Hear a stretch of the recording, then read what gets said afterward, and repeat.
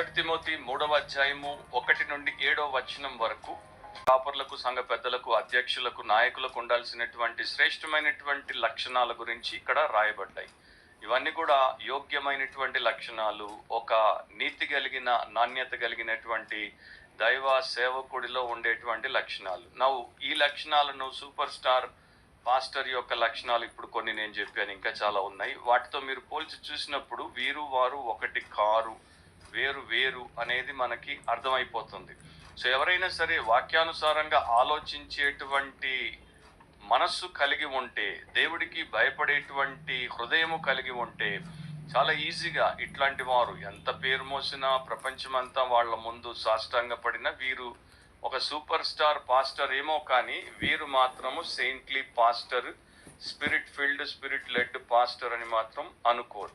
కానీ విషాదం ఏంటంటే చాలా మంది క్రైస్తవ లోకంలో అత్యధికులు వీరి వెంట పడి వీరికి దాసోహం అయిపోయారు, వీరిని అందలం ఎక్కించారు అండ్ వీరికి ప్రతి విధమైనటువంటి సేవలు అందిస్తున్నారు. వీరికి ఏమి తక్కువ లేకుండా సొమ్ము వారి ఖాతాలో వేస్తున్నారు కనుక వారు ఇంకా ఇంకా ఇంకా పైకే పోతున్నారు. దిగే ఆలోచన వారికి లేదు. అంటే తగ్గించుకునేటువంటి, దేవుడిని మహిమపరిచేటువంటి ధ్యాస వారికి లేదు. ఈ మధ్య ప్రపంచవ్యాప్తంగా క్రైస్తవ లోకంలో మనకి ఎదురవుతున్నటువంటి స్కామ్స్, స్కాండల్స్, పెద్ద పెద్ద మెగా చర్చ్ పాస్టర్లు వాటిలో బయటపడిపోయి తర్వాత వారిని తొలగించి వారి మీద కేసులు పెట్టి వారు ప్రపంచమంతా కూడా దేవుడి నామాన్ని దూషించడానికి, దుమ్మెత్తిపోయడానికి అవకాశాలు కల్పించారు. అయినా ఇంకా ఎంతో మంది మోసపోతున్నారు. హావర్డ్ స్నైడర్ అనేటువంటి ఒక రచయిత ఇట్లా రాశాడు: if the pastor is a super star, the church is an audience, not a body. ఒకవేళ పాస్టర్ సూపర్ స్టార్ అయితే సంఘము అనేది ప్రేక్షకులు, అది శరీరము కాదు. అంటే యేసుక్రీస్తు యొక్క శరీరము కాదు. సో ఇప్పుడు ఒక సినిమాలో, ఒక కాన్సర్ట్లో, ఒక సర్కస్లో ప్రేక్షకులు ఎట్లా ఉంటారో అట్లాగే సూపర్ స్టార్ పాస్టర్లకు కూడా ప్రేక్షకులకి తక్కువ ఉండదు. కేటలిన్ బీటీ అనేటువంటి ఇంకొక రచయిత్రి, ఆమె ఒక పుస్తకం రాసింది, celebrities for Jesus, how personas, platforms and profits are hurting the church. అది ఆమె పుస్తకం యొక్క టైటిల్. అంటే యేసు కొరకు సెలబ్రిటీలు, యేసు కొరకు ప్రఖ్యాతిగాంచినటువంటి వారు లేక ప్రసిద్ధికి ఎక్కిన వారు. పర్సోనా అంటే ఒక కల్పితమైనటువంటి వ్యక్తి, కల్పితమైన స్వరూపం. సో వారు నిజం కారు, వారు కల్పితమైనటువంటి ఇమేజ్ని మనుషుల ముందు పెట్టి ఆ ప్లాట్ఫామ్ అంటే అందలం ఎక్కి అండ్ అందరినీ కూడా మోసపుచ్చుతున్నారు, ప్రాఫిట్లు గడిస్తున్నారు. కనుక ఇది సంఘాన్ని, నిజమైన సంఘాన్ని బలముగా దెబ్బతీస్తోంది, గాయపరుస్తోంది. ఇక్కడ విషయాన్ని నేను మీకు క్లారిఫై చేస్తాను. ఒక వ్యక్తి పేరుగాంచడం, ఒక వ్యక్తి పాపులర్ అవ్వడం, ఒక వ్యక్తి ఫేమస్ అవ్వడం, ఒక వ్యక్తికి సెలబ్రిటీ స్టేటస్ రావడం, దానంతటా అదే తప్పు అని బైబిల్ ఎక్కడా మనకి చెప్పదు. సో ఒక వ్యక్తి మంచి సేవ చేసి పేరు గడించి అందరి దృష్టిలో ఉంటే, దేవుడి వైపు అందరినీ నడిపిస్తే దేవుడికి స్తోత్రం, ఆ మనిషిని దేవుడు ఇంకా బహుగా దీవించునుగాక. కానీ అట్లా ఉండనప్పుడే సమస్య ఏర్పడుతుంది.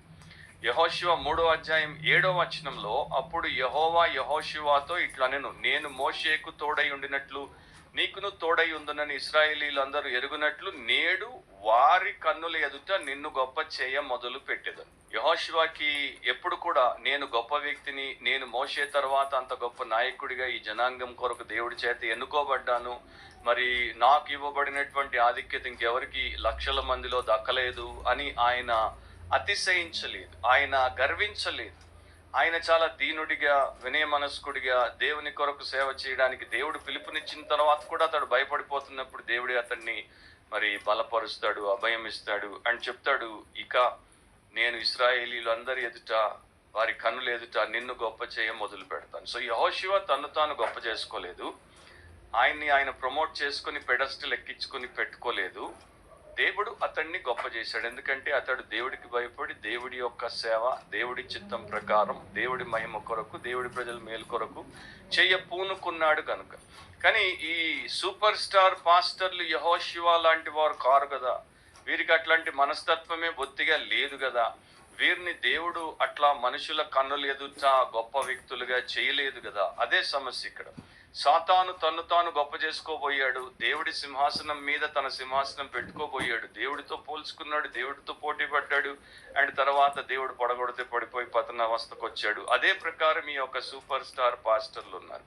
సో వీరేం చేస్తారంటే మన ప్రభు, రక్షకుడు, సంఘానికి శిరస్సు, సంఘానికి అధినాయకుడైనటువంటి యేసుక్రీస్తు ప్రభుతో పోటీ పడతారు. సో యేసుక్రీస్తు మనుషుల హృదయాల్లో ప్రతిష్ఠించబడి పూజింపబడకుండా వీరు మనుషుల హృదయాల్లో తిష్ట వేసి వారందరినీ కూడా తన్నుకుపోయే ప్రయత్నం చేస్తారు. అది వీరు తెలిసి చేస్తున్నారా, తెలియక చేస్తున్నారా అన్నది వేరే విషయం. అది రేపు దేవుడు దాని గురించి నిర్ధారణగా మనకి చూపిస్తాడు.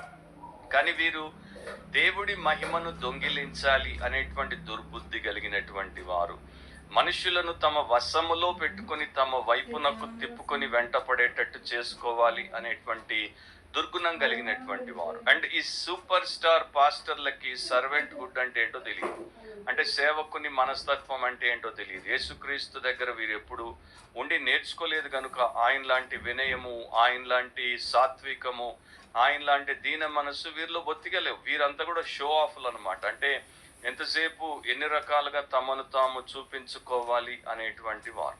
సో ఈ రోజున ప్రపంచం ఎట్లా ఉందంటే ప్రతి చోట సోషల్ మీడియాలో, నార్మల్ మీడియాలో, మాసెస్ మధ్య ప్రతి ఒక్కడికి నేమ్ అండ్ ఫేమ్ అంటే ఒక వెర్రి, ఒక పిచ్చి పట్టిందనమాట. ప్రతి ఒక్కడికి పేరు రావాలి, ప్రతి ఒక్కడు మరి ప్రఖ్యాతి చెందాలి. నిన్నగాక మొన్న యూట్యూబ్ పెట్టాడు, అప్పుడే పేరు రావాలి, అప్పుడే ప్రఖ్యాతి. లేకపోతే రాజకీయాల్లోకి వచ్చాడు, అప్పుడే పెద్ద మంత్రి, పెద్ద కంత్రి అయిపోవాలి. ఈ ప్రకారము ప్రతి ఒక్కడికి నేమ్ అండ్ ఫేమ్ గేమ్లో మరి భాగము కావాలి. అదే ప్రకారం క్రైస్తవ లోకంలో, క్రైస్తవ సంఘాల్లో కూడా దాపురించినటువంటి దుస్థితి. సో ఒక సూపర్ స్టార్ పాస్టర్ గురించి ఎన్నో ఉన్నాయి చెప్పడానికి.